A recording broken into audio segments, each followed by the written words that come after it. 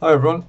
So in this tutorial we're going to look at replacing a screen and masking out something that overlaps that screen using Mocha, which is inbuilt into After Effects. It's a tracking and matte system. It's brilliant. I use it all the time. I love it. It really makes life a lot easier to do these sorts of things. So let's have a look. This is what we'll be creating. Let me just change this to small screen maybe. Yeah. So this is what we'll be creating. We're going to have the phone come up over the screen and the video will play behind. Okay, so that's what we're aiming for. Phone coming up over and video behind. Right. One more time. Play. Like that. Phone comes up, goes over, and then comes off again. Now, that might look like there's nothing wrong, but let me show you what the original looks like. So if we go to Project, this is the original footage. And you can see I've got a BMW logo on there. And this is what originally happened. So you're making a film, you've got this shot where this guy's talking in his computer room and he's holding his phone while he's doing it, and on the screen is this BMW logo from, I don't know, maybe he's into cars, and BMW phoned you up and gone, you can't use our logo, you're going to have to remove it. And you don't want to remove the whole shot because he says some awesome stuff and it kind of fits in your edit, so you want to keep it, but you've got to get rid of the BMW logo from your screen. So, how do we do that? Well, let's have a look. So first things first, we're going to grab our footage with the BMW logo in it and we're going to drag it into a new composition. Once we've done that, we're going to right click. Sorry, no, we're not going to right click. We're going to select our layer, then we're going to go to Animation, Track in Boris FX Mocha. When you do that, this plugin should have appeared in your effects controls, and you're going to click the Mocha logo, and that's going to open up this screen. So sorry, I should have done this before. Let's just make sure it fits in the same area as we are recording. Ignore this, you won't have to do this. Okay, so this is Mocha. Key commands are slightly different in here. Instead of using the spacebar to move stuff around, you press X, hold it down, and then you can move stuff around with that. And zoom, instead of using the mouse wheel, you have to use Z, and then scroll, and then sort of push Z and click on the mouse, and then push and pull. So, first things we want to do is we want to make sure that we've got a mask for the phone. We're not bothered about the phone covering the dark area of the screen because there's no logo or anything on that. So we really only need to mask it out when it meets the edge of the BMW picture, and all the time it's over there until it goes away again. And if we just scroll through this footage, you'll see that it kind of does that about there. And although it goes in a bit later on again, we're going to scrap that. We're just going to focus on the first 250 frames. So don't worry about anything that's after that for the moment. If you want to, you can shorten your project using these buttons. So for example, this one zooms to the in and out points, and this one zooms to the full framing range. So you can grab this last bit, stick it over here on 250. Let's go to 251. I can't remember if it counts the last frame. And then we can just do that, and it'll zoom out. So now frame 250 is where it will stop, or 251. So let's go to the first frame, and let's move forward till the phone starts to get close to the thing. So about there is when it starts to interact. So that's frame 41. So if you come up here, I'm going to use the classic layout because I've been using this since it began when you only had that layout. But if you prefer other layouts, feel free to use them, up to you. Just put some of the windows in different places, but I like the classic layout. So I'm going to choose this X-spline tool, and then I'm going to zoom in to my phone, and I'm going to start drawing around it.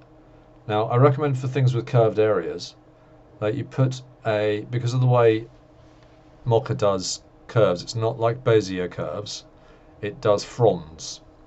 And I'll show you how to use them in a second. But for the moment, click where you think a curve starts, and then behind that, click another one, so that you create an anchor that's straight, so the other one can move and bend. And then just go forwards and do the same at the other side. So click one that's straight, and then click one where the curve starts. Maybe do one in the middle curve, one at the end of the curve, and then another anchor on the down part. And then you can move it with X, and maybe come down to where the fingers are, and then hop over to where the other fingers are, and do the same this side. So click an anchor, another one where the curve starts, and then one in the middle of the curve. And then once you've got that, you can see it's still attached to your mouse. Just right click and it will finish off the mask for you. And then what you can do is where it curves, you can click on these little blue handles and you can push in to soften the curve. And what you're going to want to do is soften these three so the curve is nice and smooth. And do the same over here. Soften these three. And get that curve nice and smooth across the corner of the phone. So it's a bit tricky here because of the light. So you kind of have to judge where that curve actually exists.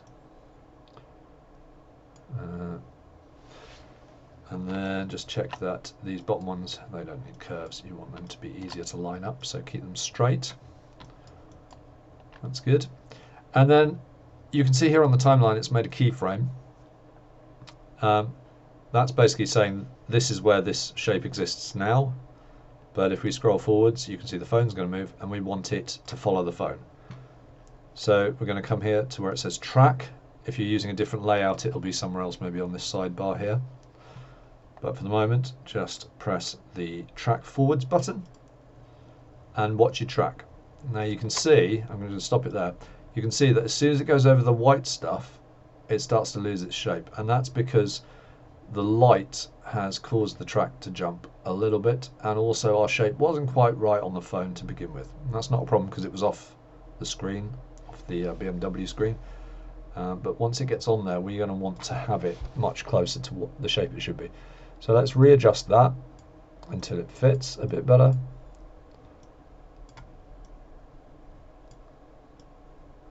It doesn't matter if we're a little bit out overlapping, because we can feather and change that mask later. This side's okay, I think, and then let's just check it's holding on the sides. Just pull that one out there, and something like that. So now we've got a new keyframe. We want to tell it to track that distance between, because if I just go here, you'll see that it pulls off. And what we want to do is keep it connected. So let's go to the first keyframe and now ask it to track from the first one to the second one by tracking forwards, and it's going to readjust all the points between those two. So let's just pull back a bit and have a look at that. So it comes on, it's pretty tight, and then it starts to go off a little bit there. So we can do the same, we can just pull this down a little bit, make it smoother, tighter. This has gone up a little bit at this corner. Just keep an eye on whether it's tracking on this side. That looks good. So that's okay. And then we can just hop back to that keyframe that we did before, the middle one, using these buttons. So that jumps to the keyframe before, that jumps to the keyframe after. So put it on the one before and just track forwards again, and it follows that, and now it's working reasonably. It's gone off there, so let's just pull it back to where it was right, which is about there, and we can stick a keyframe in at that point, pop, using this little key icon here. And then we can go forward to where it started falling off, or where it was very off, and we can readjust the track here. So you can highlight those all at once, push them up,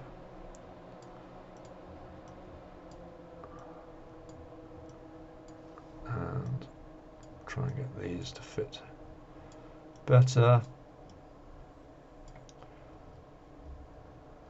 That's reasonable. Try and get one in the middle.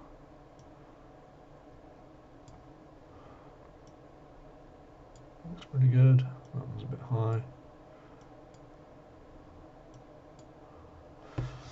Scroll down, just check that these are in down here. And down here. So that looks reasonable. Now yours is going to track differently because you won't have drawn the same mask as me, so don't worry about that. So let's go back and track forwards again.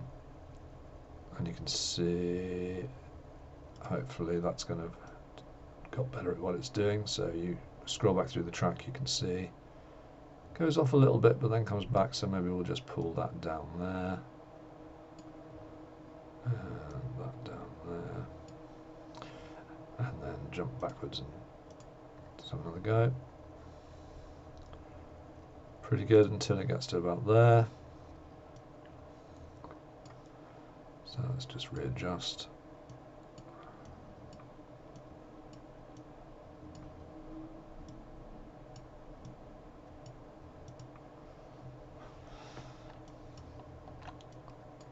Don't have to worry about this bottom bit too much. Jump back to the last keyframe and track forward again. So it's cut a bit out. You know, you can spend more or less time doing this. I'm going to spend a tiny bit more than is necessary, just because I want to show you in this one the sorts of things you can achieve. So jump back again and track forward once more. Let's jump off about there. So let's just highlight all these, drag them out again. Don't worry if you get a bit of white in there, because we're going to use the edge of the mask to we can feather and also expand the mask or shrink it to give us a better matte for the footage. Jump back with that key and then jump forward again, get a nicer track, and I think we're done. So we can stop it there, because that's, I mean, we can track to the end if you want. Don't think it comes back over because we made it 250, so that's fine. And right back at the start, what we're going to do is we're going to track it anyway, but we're not going to worry about whether it comes on. And the only reason is that that will give us tracked keyframes, which makes it easier to see in After Effects where the track starts and things. We don't need to do this. We can just jump to frame 41 in our comp, but it's much easier for us if we stick to frame 0 as our start frame. So let's just track backwards. Don't really care where the mask is going. It's not important because we're not using it, and we're done. So let's label this layer, double click on the layer up here and label that phone track. And then what we can do is we can turn off the cog in the layer, and that will stop it from tracking any further when it plays. And what we can then do is create a new layer with this X-spline tool, and this time we're going to draw around our BMW picture. Right click to end the mask and then just highlight all the points and draw them to points with your fronds. And then we're going to track this. Now the thing is, at the moment this is sitting above our phone track, which means the camera's looking at this. It's not looking at the phone that we tracked before, and that means that as soon as the phone starts coming over the BMW picture, the BMW track is going to jump, and we don't want that. We want it to say ignore the phone shape and just track where you last remembered it being. So the phone shape isn't going to disrupt the track that we're putting on the BMW picture. So to do that, we need to put our phone track above our BMW layer. Let's just layer this BMW pic So we're going to put the phone track above the BMW pic, and that's going to tell the program not to bother tracking anything in this mask that we've made. So on frame 0, let's just track forward and see how it handles it. Pay attention to the edges because we want the track to stick around the BMW picture. It's doing pretty well so far. And you can see it's not making any difference to the BMW picture. The phone is just being ignored during the track. That looks pretty good. And I think we're basically done. Now, I don't know if you noticed, but if we zoom in a little bit on this edge here, there was some movement. So if I go back a little bit into the track, you'll see that this red line is much closer to the white so that's there, than it was, for example, here, where you've got a little bit of separation. So if we wanted to, we could try and find out where that happens. So it kind of stops there. It starts to come apart from there. So maybe we'll just drag that out a tiny bit at that point, and then move to the end and drag it back in a little bit,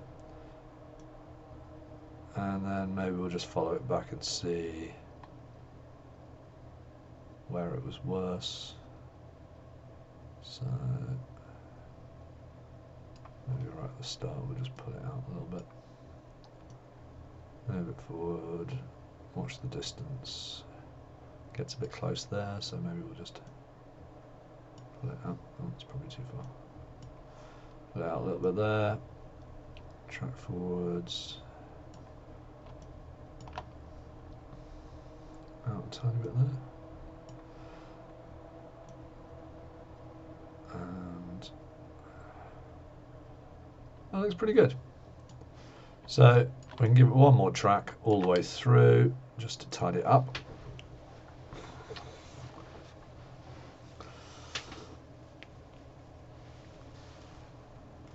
Hopefully yours won't take too much longer than this. Mocha's pretty good at what it does, but it may be a bit slower than mine. I'm lucky enough to have a very powerful PC for work. That looks to be holding pretty well. Good. So now we've got our two tracks. We've got our phone shape and we've got our screen shape. One more thing, and this is the most important thing, and this is what we forgot for anyone that was in the lesson the other day. What we want to make sure is that we set this first frame where we can see it doesn't have to be the first frame in every project, but in this one, because it's nice and full, we can see the whole screen. We're making the first frame our reference frame, essentially. And what we want to do is we want to tell the computer that this is a full screen frame. And we're going to do that by, I'm going to turn on Surface. And what we didn't do last time is we turned on Surface, but we didn't press this button. And this button here expands the surface to fit the entire screen, and that justifies the edges of the composition based on this frame. So you'll see what difference that makes later. So at the moment you can see this is the surface, and it really is just here. Now we could drag it out to be a certain shape, and then it would try and track that shape. But we've got footage that is 1920 1080, so we're going to try and preserve that process. It'll make life a lot easier for us. So let's just go expand the planar surface of the selected layers to fill the entire frame.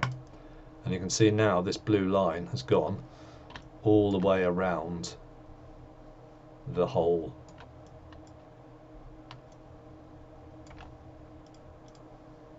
picture. Yeah? So that's telling the first frame, this is the justified area of this first frame. You'll see why that matters in a second. So save the project, and then you can just close it. It stores all that information in the Mocha plugin there. So the next thing we need to do is we need to create a mat for the phone that we can use to tell the picture to display or not to display. So let's right click in the timeline, choose new solid and click OK. And then on our video layer in the Mocha, we're going to choose matte, view matte. Let's just turn the top layer off. And you can see here it's made mattes of the phone and of the screen. So we're going to go to create a masks, and then we're going to open this, and you can see here it's created masks for the phone track and for the BMW picture. We aren't going to need the BMW picture one, so let's just get rid of that for the moment. The phone track we are going to need, so let's highlight it, make sure you're on frame 0, highlight it, click copy, and then go to the magenta solid, click paste, and then if you turn off the view mats in the Mocha layer, so this is on your track footage, turn off the view mats,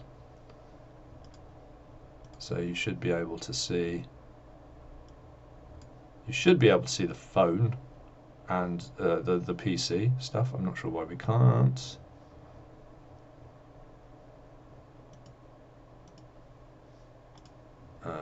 After Effects seems to have had a hernia. Oh no, it is there. Sorry, it is there. It's because it's using them. That's why. Let's just get rid of that. Sorry, it's because it's black. That's why. So let's get rid of that. There we go. So now you can see the whole footage, and here is my pink solid that's matted the phone. And if I scroll through that, you'll see that it follows the shape of the phone as it goes over the screen. Let's just reduce this composition to 250 like we did before. So go to frame 250, press N for noddy, and then Command Shift X to make your workspace the entire length of the composition. And now you can see that the phone is covered by our mat, which is great. Next thing we want to do is choose what we're going to put where the BMW logo is. So let's go new solid and create a green solid. Now I wouldn't do this normally because I would jump straight into my footage, but I want to give you a clear idea of what's going on before I do that. So let's just turn off that layer and turn off the matte. So all we've got is our original footage. Go back to your Mocha layer and go to tracking data and go create tracking data.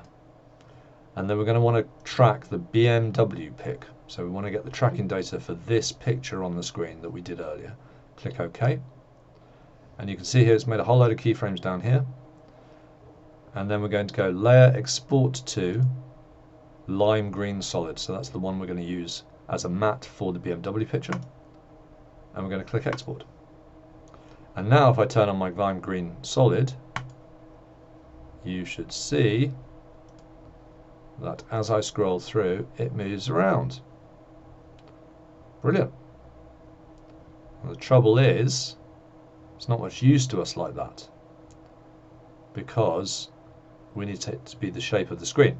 So if we come to the first frame where we aligned our surface to fit this shape, do you remember in Mocha we aligned our surface using that S button? That's told it to use the whole of this green shape essentially as the first frame. So anything that we mask in this first frame will follow the track. So let's just turn off that layer, but keep it selected. And let's zoom in a bit. That's too far. And let's draw a solid around, a mask around the BMW picture. So zoom out a little bit so you can see that's the mask definition area I've drawn on this layer. And so now if I turn it back on, you'll see just a green layer there instead of the whole frame. But if I now scroll through, you will see that it follows the picture exactly. Great. And if we take our magenta solid and we put it above the lime green solid, and we tell the lime green solid to only display when it is an alpha invert matte on the magenta solid, that means that you will only see the lime green solid when the magenta solid is not covering it. Sorry, where the magenta solid covers it, you won't see the lime green solid. And so now, if I scroll through, you can see the phone is now in front of the green solid instead of behind. Now you'll notice that there are a few, oh god, wrong key. There are a few situations here where there's some light spill or some extra curve in the phone. Don't worry about that, we're going to fix that too. So we're just going to get rid of that shape layer I didn't mean to draw. We're going to go to the mask on our phone mat, double click on it to open it up, and then we're going to close the toggle mask and shape path visibility icon here so that we can't see the mask, but we've still got the layer selected. And we're just going to zoom in a bit, and all we're going to do is we're going to pull the expansion in a tiny bit. That's too much, so maybe -2, and then we're going to feather it back again, maybe 1 or 2. That looks good. So we've given it a slightly smaller area, but it's softer and it's got rid of some of the light spill. So that's something you can do with your mat. And now if we play it, you'll see it fits pretty well.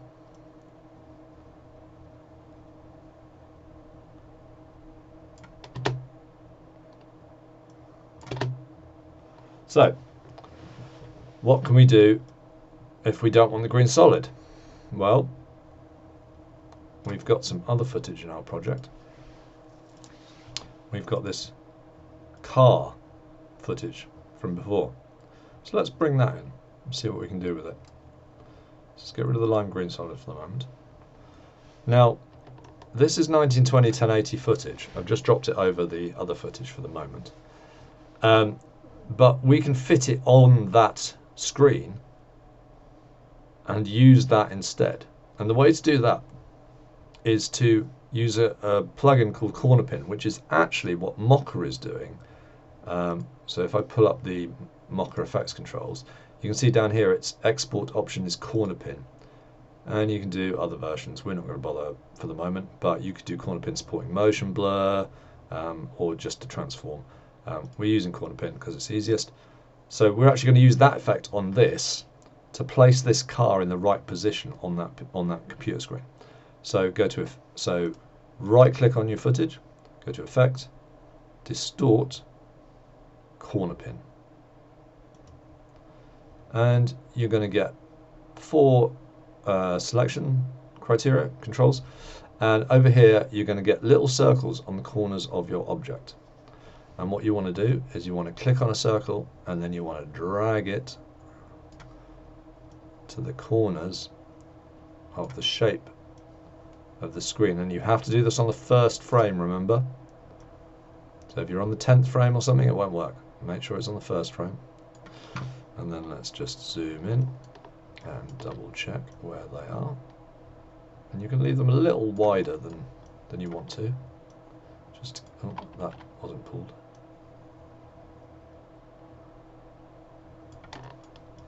And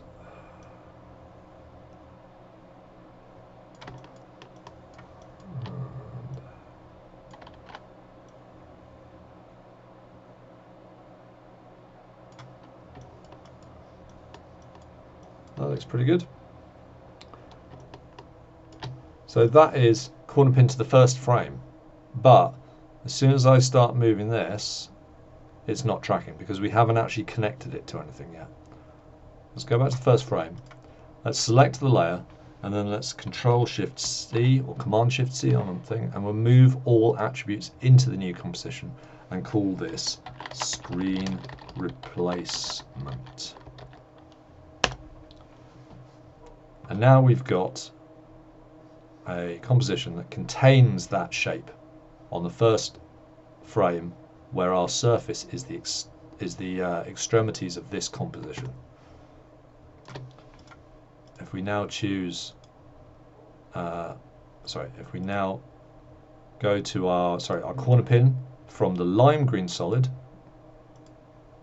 we're going to go to Effects, Corner Pin on the lime green solid, and we're going to Command C to copy those keyframes. We're going to go to our screen replacement, and remember the screen replacement, I've just double clicked that to open it to show you that the footage has a corner pin on it, but it's contained within the pre-composition.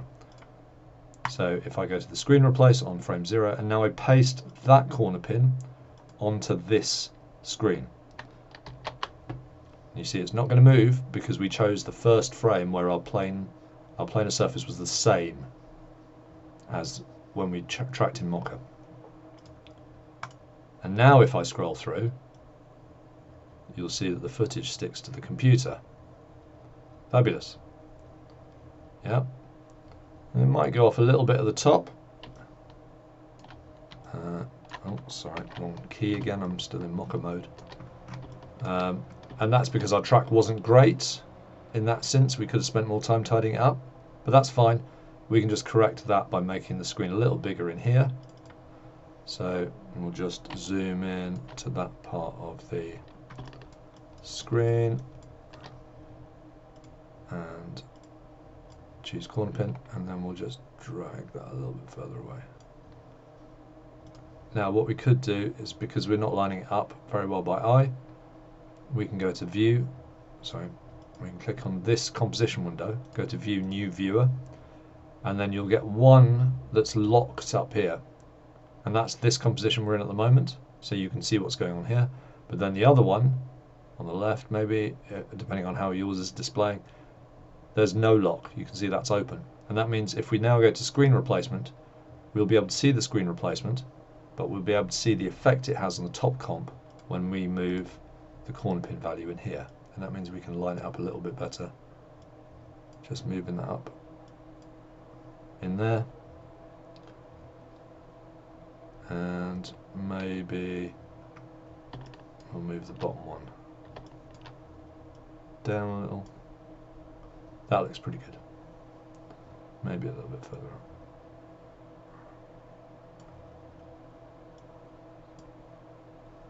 There we go. That looks pretty good. So now we can close that locked one, and we can go back to our top comp, and let's play it again. Looks pretty good. Looks like it's holding. Nice. So now all we have to do is tell this to display wherever the phone isn't. So we take our green magenta solid. We can get rid of the lime green one now. We don't need it. So just delete it. The magenta solid above the screen replacement, and then choose alpha inverted matte. So that's going to tell this layer to only display where this phone layer isn't. And you'll notice it turns that phone layer off because we don't want to see pink while we're doing this. We just want to take the information about the pink shape. And now, if we scroll through, you can see that the phone displays over the car footage, and the car footage tracks to where the BMW was. So now we only have an issue with Toyota, but they're not as powerful or vigilant as BMW, so we might get away with it. Joking, in a professional setting, don't do that. But for the purposes of this tutorial, it's fine. And that basically does that. What you could do next is, if you wanted to, you could tidy up this footage, maybe integrate it into the screen a bit better. So right click, effect, choose your screen replacement layer, right click, effect, color correction, and I like to use tritone.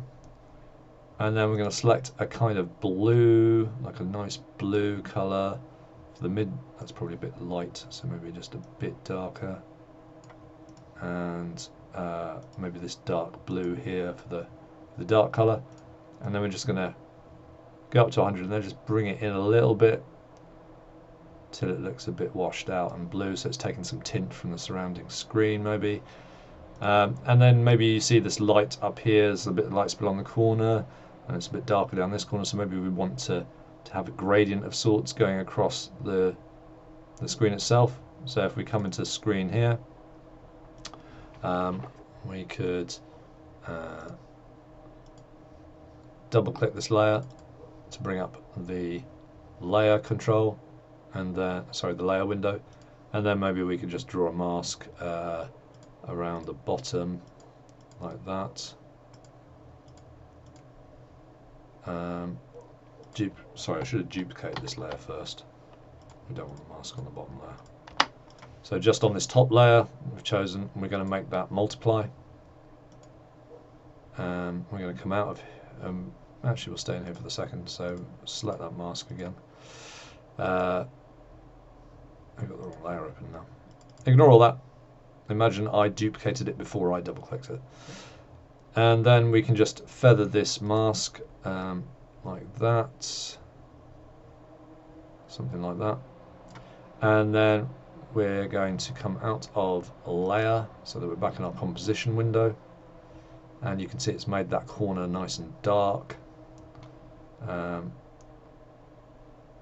if we go back to our top layer, you can see there's now a dark corner on this side of things. Maybe that's too dark, you know, because the real dark bit's down here, so we only wanted a little bit dark in that corner.